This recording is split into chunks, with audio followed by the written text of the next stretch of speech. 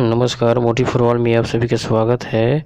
आज हम लोग पढ़ेंगे एनसीईआरटी विज्ञान यानी कि क्लास 8 अध्याय नंबर 6 जिसका नाम है दहन और ज्वाला, जो रेलवे, एसएससी, बीपीएससी, यूपीएससी और सभी एग्जाम्स के लिए बहुत ही महत्वपूर्ण है।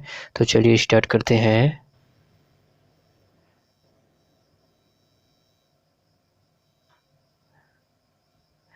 मैग्नीशियम जलकर मैग्नीशियम ऑक्साइड बनाता है और ऊष्मा तथा प्रकाश उत्पन्न करता है। यानी कि मैग्नीशियम जलता है तो क्या बनाता है, मैग्नीशियम ऑक्साइड बनाता है और उससे हमको ऊष्मा और प्रकाश उत्पन्न करता है, यानी कि प्रकाश और ऊष्मा मिलती है।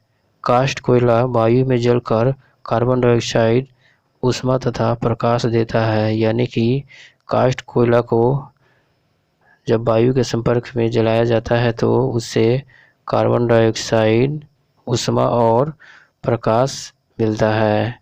रासायनिक प्रक्रम जिसमें पदार्थ ऑक्सीजन से अभिक्रिया कर ऊष्मा देता है, दहन कहलाता है।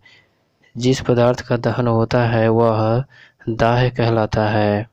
हमारे शरीर में भोजन ऑक्सीजन से अभिक्रिया कर अपघटित होता है और ऊष्मा उत्पन्न होता है। वह न्यूनतम ताप जिस पर कोई पदार्थ जलने लगता है उसका ज्वलन ताप कहलाता है। यानी कि किसी न्यूनतम ताप पर कोई पदार्थ जलने लगता है तो उसको हम कहेंगे ज्वलन ताप। जिन पदार्थों का ज्वलन ताप बहुत कम होता है वह ज्वाला के साथ सरलतापूर्वक आग पकड़ लेता है, ज्वलनशील पदार्थ कहलाता है। जैसे पेट्रोल, अल्कोहल, द्रवित पेट्रोलियम गैस, एलपीजी आदि। गैस स्टोव की घुंडी या नॉब घुमाकर गैस चालू करते ही गैस तेजी से जलने लगता है तथा ऊष्मा और प्रकाश उत्पन्न करती है। इस प्रकार का दहन तीव्र दहन कहलाता है।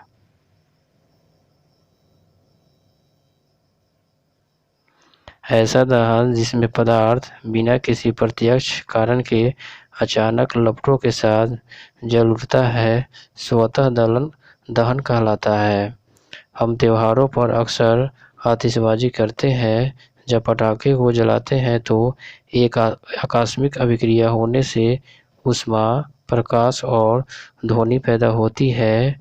अभिक्रिया में बनी गैस बड़ी मात्रा में निकलती है। इस प्रकार की अभिक्रिया को विस्फोटक कहते हैं। दहन के समय जो पदार्थ वाष्पित होते हैं वे ज्वाला का निर्माण करते हैं। किसी ईंधन के 1 किलोग्राम के पूर्ण दहन से प्राप्त ऊष्मा ऊर्जा की मात्रा उसका ऊष्मीय मान कहलाती है। ईंधन के ऊष्मीय मान को किलो जूल प्रति मात्रक द्वारा प्रदर्शित किया जाता है।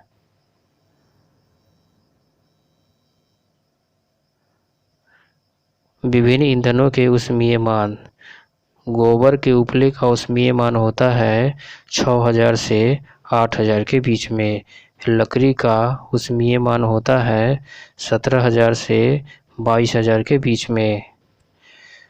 कोयला का ऊष्मीय मान होता है 25000 से 33000। पेट्रोल का ऊष्मीय मान होता है 45000। मिट्टी तेल का ऊष्मीय मान होता है 45000।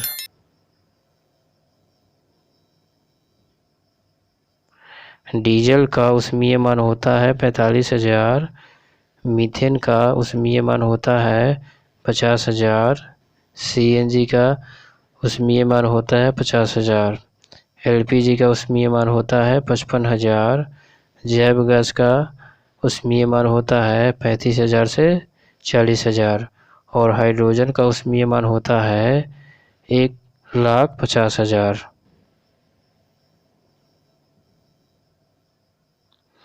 ईंधन की आपूर्ति दहन कार्बन मोनोऑक्साइड गैस देता है। बंद कमरे में कोयला जलाना खतरनाक होता है। इससे उत्पन्न कार्बन मोनोऑक्साइड गैस से कमरे में सो रहे व्यक्ति की मृत्यु भी हो सकती है। अगर एक बंद कमरे में कोयला को जला दिया जाए और किसी आदमी को रख दिया जाए तो उस आदमी की मौत हो जाएगी। किसके कारण? यानी कि कोयला जलने से जो मोनोऑक्साइड गैस उत्पन्न होता है उसके कारण। वायु में कार्बन डाइऑक्साइड गैस की अधिक मात्रा संभवतः विश्व उष्णन ग्लोबल वार्मिंग के कारण बनती है। पृथ्वी के वातावरण के तापमान में वृद्धि विश्व उष्णन यानी कि ग्लोबल वार्मिंग कहलाता है। कोयला और डीजल के दहन से सल्फर डाइऑक्साइड गैस निकलती है, यानी कि कोयला और डीजल को जलाते हैं तो उससे कौन सी गैस उत्पन्न होती है? तो सल्फर डाइऑक्साइड गैस उत्पन्न होती है। पेट्रोल इंजन नाइट्रोजन की ऑक्साइड वर्षा जल में घुल जाते हैं तथा अम्ल बनाते हैं। ऐसी वर्षा अम्ल वर्षा कहलाती है। मुद्रा की ऊपरी परत हटाने से नीचे की कठोर चट्टानों दिखाई देने लगती है। इससे मृदा में ह्यूमस की कमी होती है तथा इसकी उर्वरता भी अपेक्षाकृत कम होता है और धीरे धीरे उर्वर भूमि मरुस्थल में परिवर्तित हो जाती है। इसे मरुस्थलीकरण कहते हैं।